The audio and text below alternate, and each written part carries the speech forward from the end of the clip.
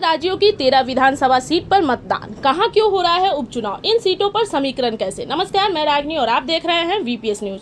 7 राज्यों की 13 विधानसभा सीटों पर उपचुनाव के लिए मतदान 10 जुलाई को है। मतों की गिनती 13 जुलाई को होगी। जिन राज्यों में उपचुनाव है उसमें पश्चिम बंगाल की 4, हिमाचल प्रदेश की 3, उत्तराखंड और बिहार की 2, मध्य प्रदेश, पंजाब और तमिलनाडु की 1-1 सीट शामिल है। 10 जुलाई को 7 राज्यों की 13 विधानसभा सीटों पर उपचुनाव के लिए मतदान है। इसमें सबसे ज्यादा 4 सीटें पश्चिम बंगाल की हैं। वहीं हिमाचल प्रदेश की 3 तो उत्तराखंड की 2 सीटों पर भी वोट डाले जाएंगे। लोकसभा चुनाव नतीजों के बाद पहली बार चुनाव हो रहे हैं। इस चुनाव में हिमाचल प्रदेश के मुख्यमंत्री सुखविंदर सिंह सुक्खू की पत्नी कमलेश ठाकुर सहित कई दिग्गज और कुछ नए चेहरे किस्मत आजमा रहे हैं। पहले जानते हैं कि 13 सीटों के उपचुनाव का पूरा कार्यक्रम क्या है। चुनाव की अधिसूचना 14 जुलाई को जारी की गई थी। 21 जून तक तमाम उम्मीदवारों ने नामांकन पत्र दाखिल किया। 24 जून को नामांकन की जांच हुई और नामांकन पत्र वापस लेने की अंतिम तिथि 26 जून रही। उपचुनाव के लिए मतदान 10 जुलाई को है और मतों की गिनती 13 जुलाई को होगी। चुनाव आयोग के अनुसार उपचुनाव की प्रक्रिया 15 जुलाई से पहले होनी है।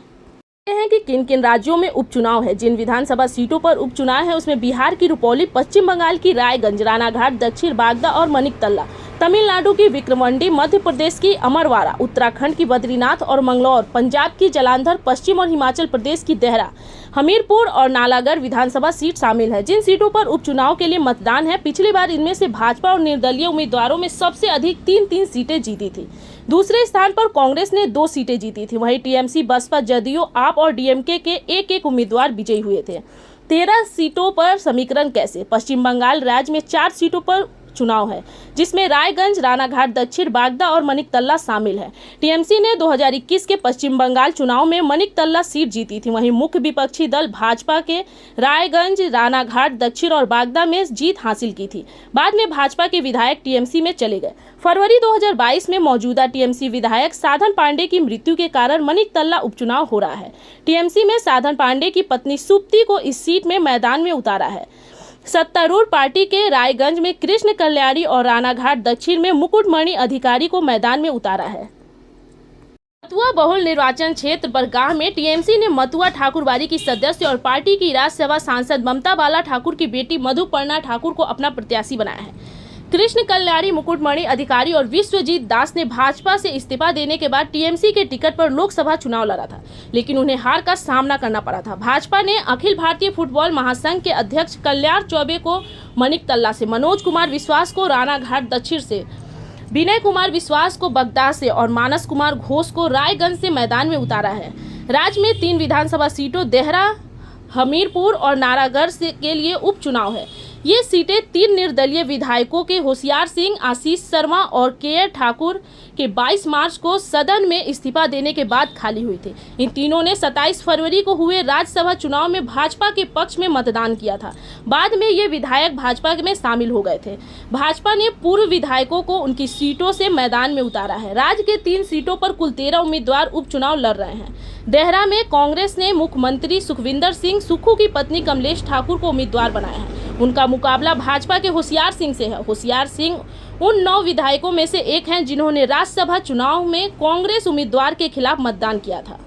के गृह जिले हमीरपुर के पूर्व निर्दलीय विधायक आशीष शर्मा का मुकाबला कांग्रेस के पुष्पेंद्र वर्मा से है। नालागढ़ में पूर्व निर्दलीय विधायक के ठाकुर का मुकाबला कांग्रेस के हरदीप सिंह बावा से है। भाजपा से बागी हरप्रीत सैनी ने मैदान में उतरने के बाद मुकाबला त्रिकोणीय हो गया है। हरप्रीत निर्दलीय के तौर पर चुनाव लड़ रहे हैं। हाल ही में हुए लोकसभा चुनाव में भाजपा को तीनों विधानसभा क्षेत्रों में बढ़त मिली थी।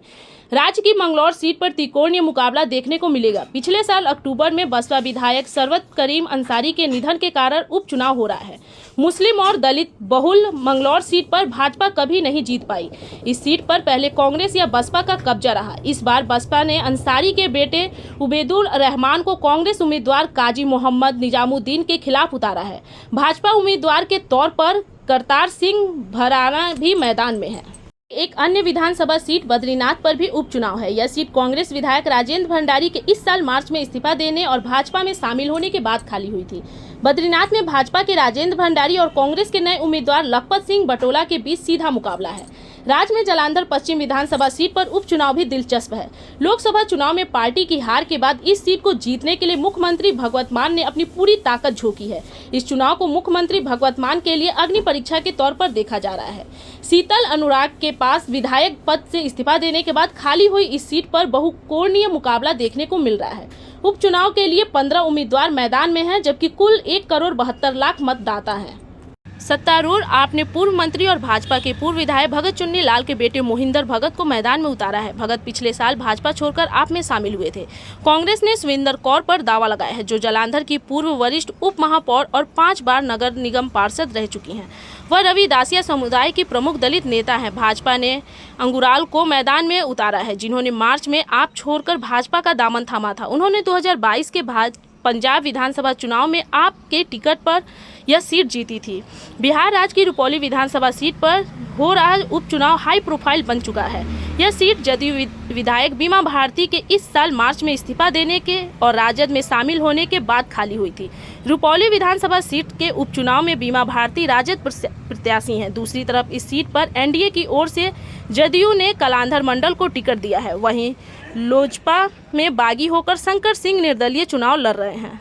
लोकसभा सीट पर जीतने वाले निर्दलीय राजेश रंजन उर्फ पप्पू यादव राष्ट्रीय जनता दल की बीमा भारती को समर्थन देने का ऐलान किया।